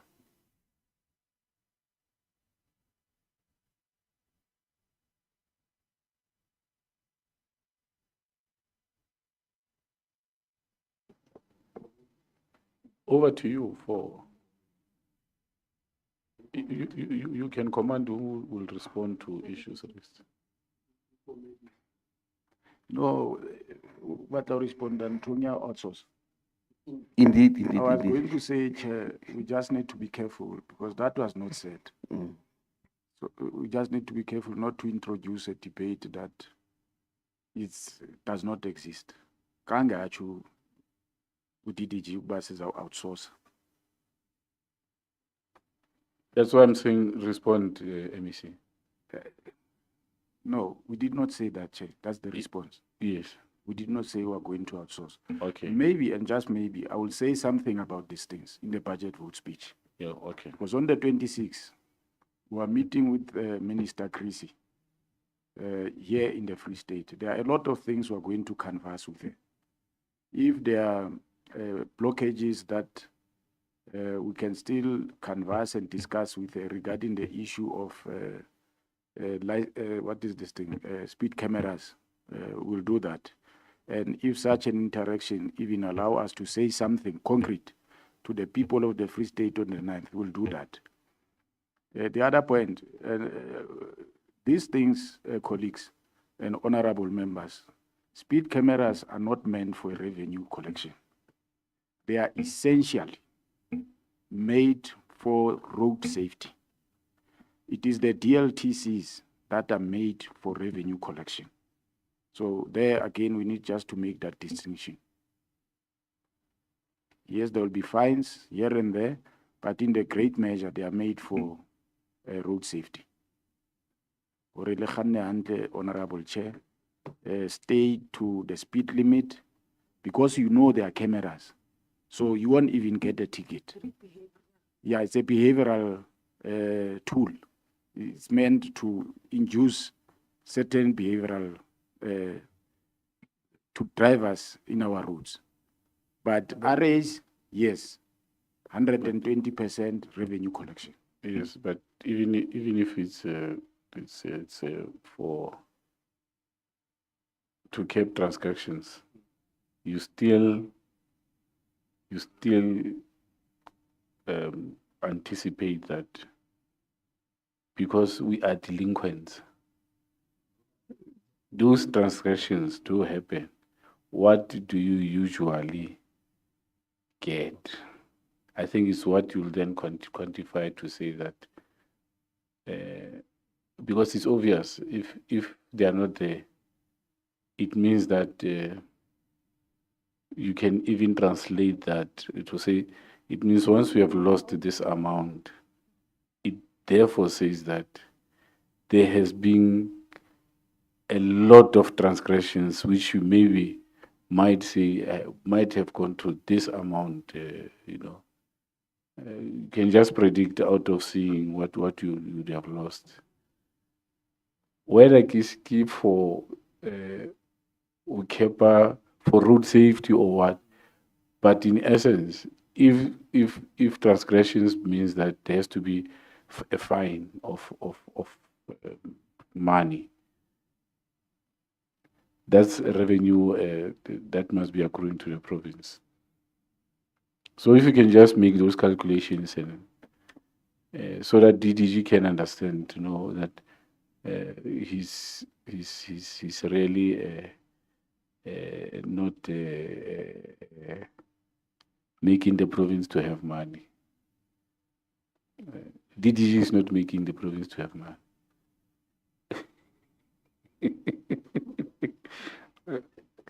Over to you, MEC. And now closing. We are fine, Honorable Chair. Oh, CUT. Yes, the CUT follow-up on the total project value, it was 660 million. So we are left with a work of about 217, including accruals in it. Yes, I think that with that MEC, you don't have any parting words. You are just fine. Oh, thank you, MEC HOD and the team. See you when you see us. I know that I can't say that to Ntatendaka and the DDG because we always meet in the streets because there might be an oversight next week. I know they'll be there. So those are the streets where we meet with them.